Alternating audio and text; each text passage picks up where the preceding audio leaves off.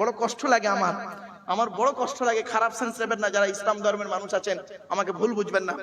আমরা কিছু মৌলবী সাহেব, সকলে নয়, আমরা কিছু মৌলবী সাহেব করলাম কি, এই কোরআনটাকে নিয়ে কি করলাম, ব্যবহার করলাম কিভাবে, তেল পড়া, পানি পড়া, ওয়াজ করা, খতম পড়া, তাবিজ মরা, ঘর বন্ধ করা, আর নিজেদের মধ্যে মারামারি করা। কিরকম মারামারি?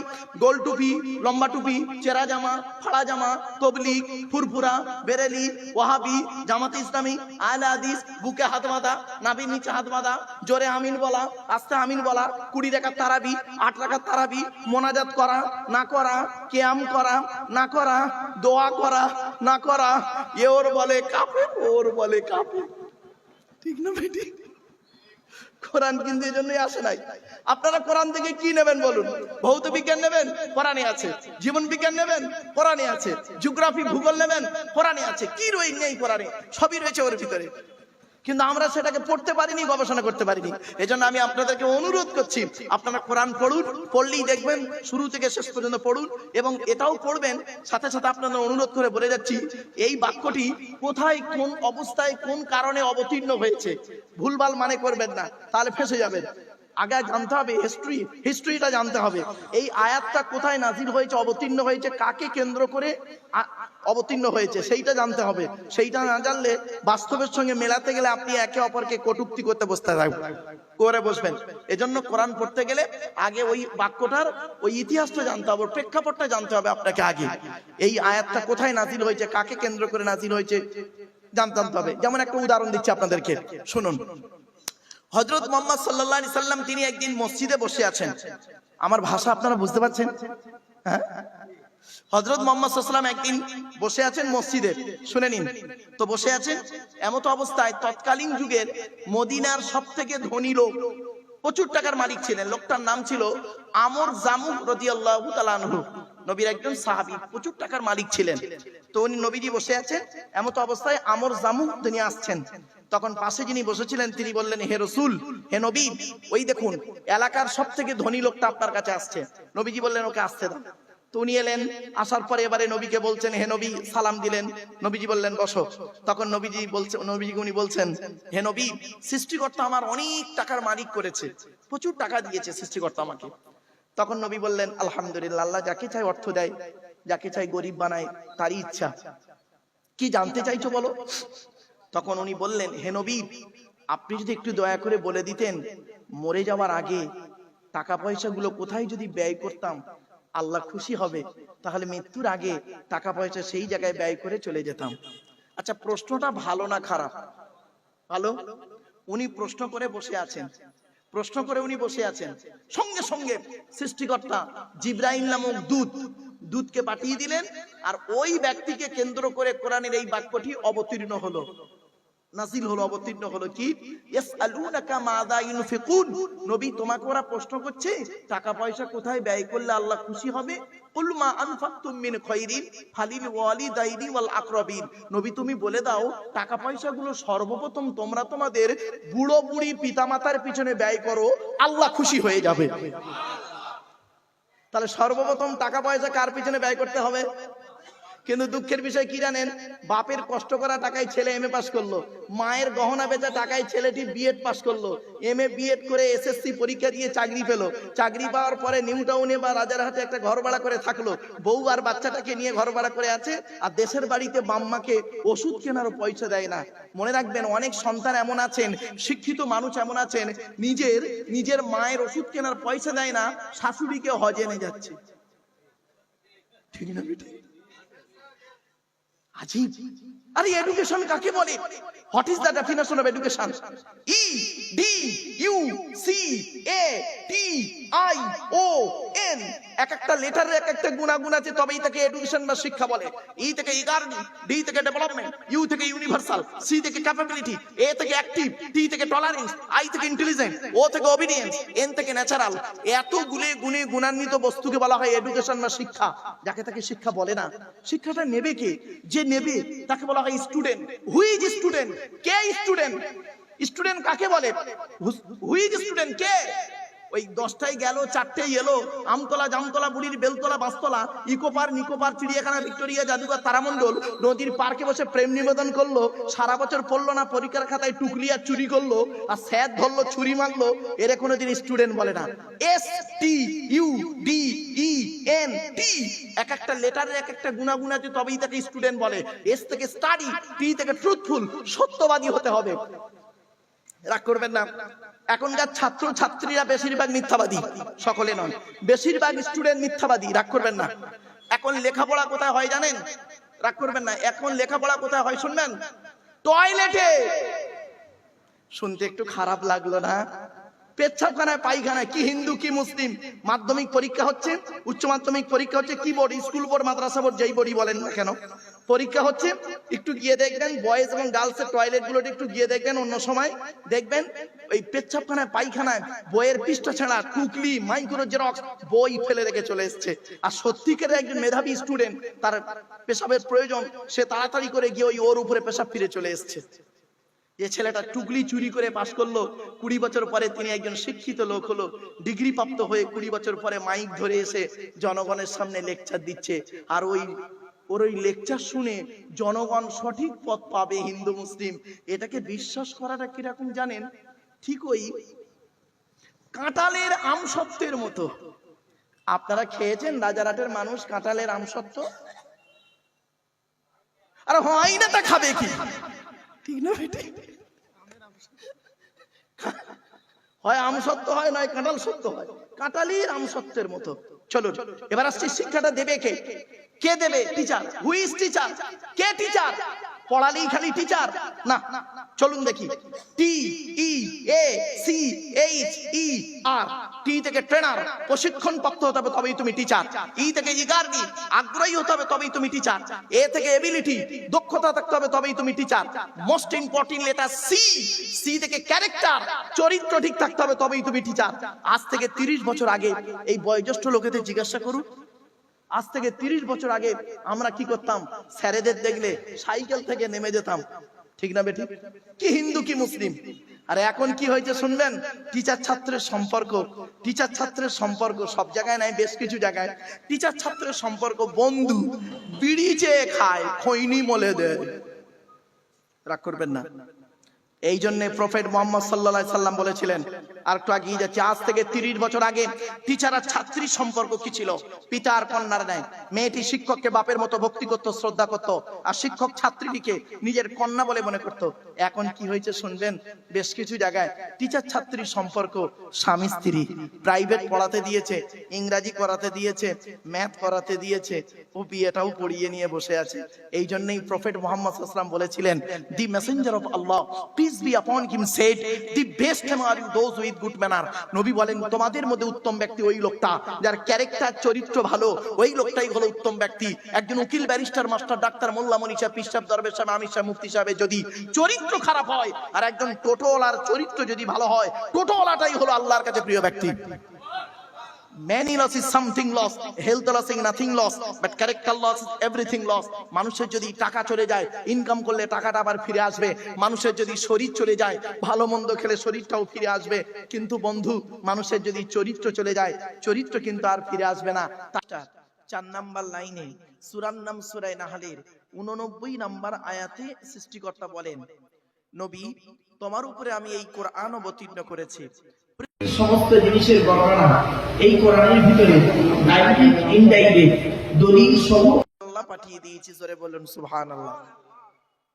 অন্য একটি আয়াত দিয়ে সৃষ্টিকর্তা আরো সুন্দর পারাবা খণ্ডে 18 নম্বর পৃষ্ঠার 14 নম্বর লাইনে সূরা নাম সূরা কাফির 54 নম্বর আয়াতে সৃষ্টিকর্তা বললেন কি, ওয়ালাকাদ সারাফনা ফি হাযাল কুরআন লিন-নাস মিন কুল্লি মাসাল ওয়া কানাল ইনসানু আকসারা শাইইন জাদালা। সহজ সরল বাংলা মানেটা কি? সৃষ্টিকর্তা আল্লাহ বলেন, আমি এই কোরআনের ভিতরে পৃথিবীর সমস্ত জিনিসের বর্ণনা উদাহরণ সহ মানুষের জন্য সুন্দর করে বলে দিয়েছি। ওয়া কানাল ইনসানু আকসারা শাইইন জাদালা। বেশিরভাগ মানুষ এই কোরআন বোঝে না, বেশিরভাগ মানুষ এই কোরআন বোঝে না, না বুঝে নিজেদের মধ্যে মারামারি ঝগড়ায় লিপ্ত হয়। ঠিক না? ঠিক। একদম কোরআনের বাস্তব কথা সাথে মিলিয়ে দেন। তাই আজ আমি আপনাদের কাছে আলোচনার শুরুতেই অনুরোধ করবো আপনাদেরকে, এলাকার জ্ঞানী গুণী বুদ্ধিজীবীদের কাছে আমার একান্ত আবেদন নিবেদন, জাতি ধর্ম বর্ণ নির্বিশেষে সকলের কাছে আমার করজোড়ে নিবেদন, আপনারা দয়া করে মেহরবানি করে একটু আসেন। আর বিশেষ করে আমি অনুরোধ করবো জলসা কমিটিকে, ভাইরা কমিটি ভাইদের কাছে আমার অনুরোধ, আমার সনাতন ধর্মের ভাইরা যারা এসেছেন বা আসছেন তাদের একটু বসার ব্যবস্থা যদি একটু করতেন অত্যন্ত ভালো হতো। চেষ্টা করবেন আগামীতে যখন এই জলসা করবেন তাদের একটু বসার চেয়ারের ব্যবস্থা করলেন, বা মুসলিম ভাইরা বসলো বা সকলকে চেয়ারের ব্যবস্থা করলেন, খুব ভালো হয়। এগুলো দেখবেন খুব ভালো লাগে। আসুন টু দি পয়েন্টের উপরে আমার কথা বলার একটু সুযোগ দিন। আসুন। পৃথিবী শ্রেষ্ঠ নবী মুহাম্মদ সাল্লাল্লাহু আলাইহি ওয়াসাল্লাম, আপনারা সকলে জানেন শেষ নবী প্রফেট মুহাম্মদ সাল্লাল্লাহু আলাইহি ওয়াসাল্লাম, তিনি তার সঙ্গীদেরকে, আগে একটা কথা বলিনি, আমি আলোচনা করতে করতে আমি দুরকম ভাষা ব্যবহার করবো আজকে।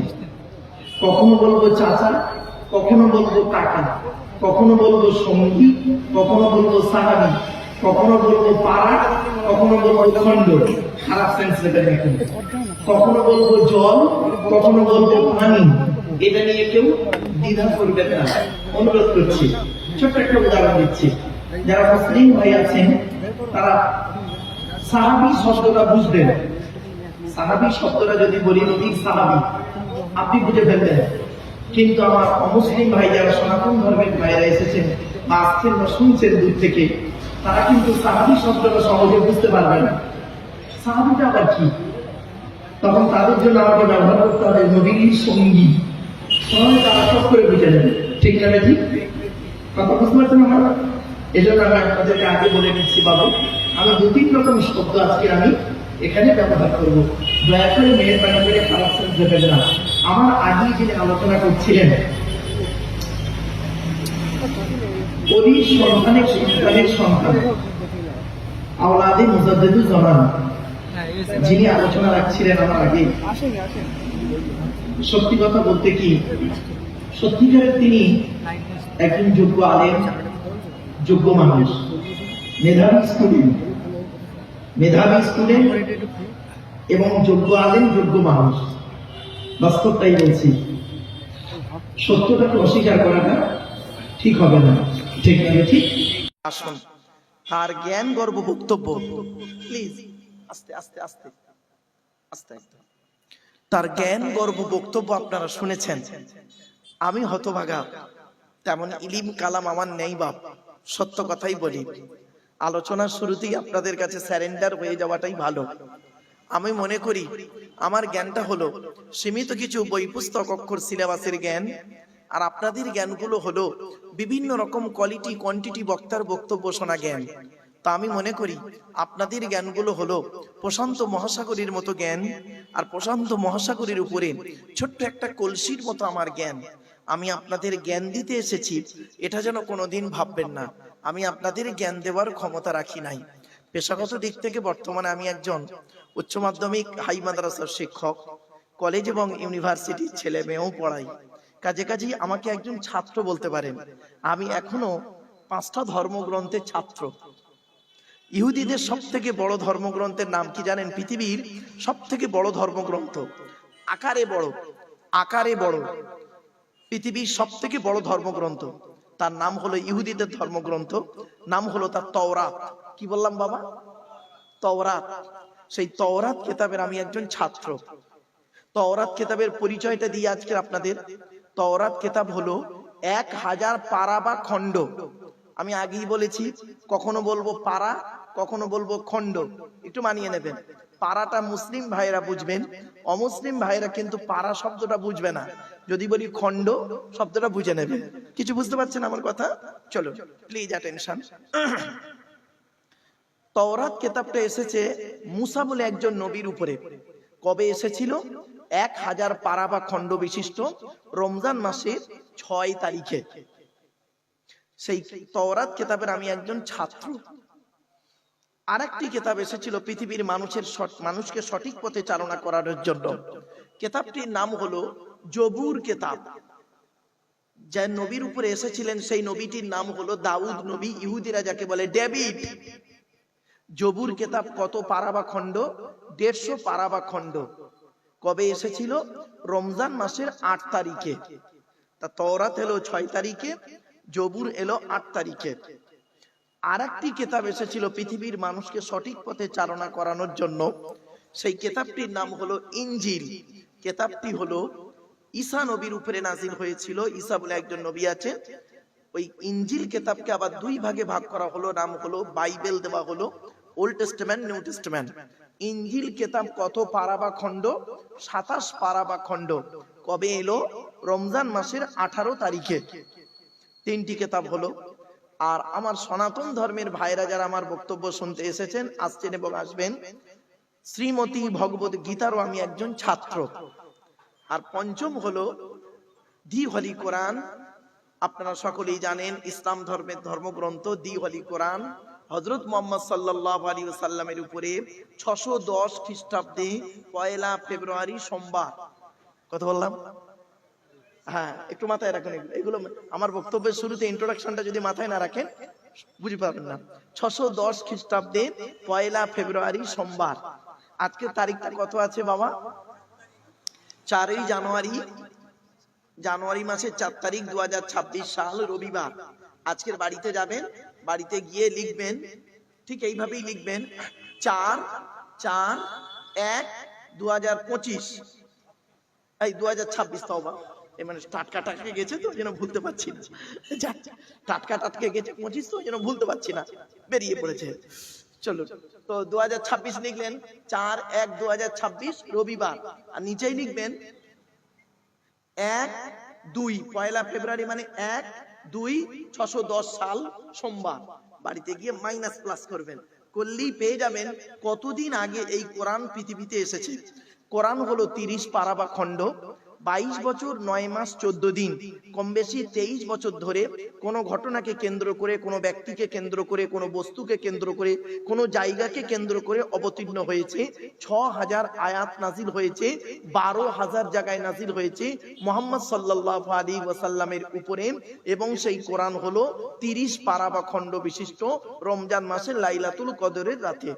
এই 5টা ধর্মগ্রন্থের আমি একজন ছাত্র বাবা। আমি তেমন জ্ঞানী মানুষ নই, আগেই বলে দিচ্ছি। ভাষাগত দিক থেকে যদি ত্রুটি হয়ে যায়, মানুষ মাত্রই ভুল হয়, ক্ষমার নজরে দেখবেন। এই আশা আকাঙ্ক্ষা রেখে আলোচনার সূচনা হচ্ছে।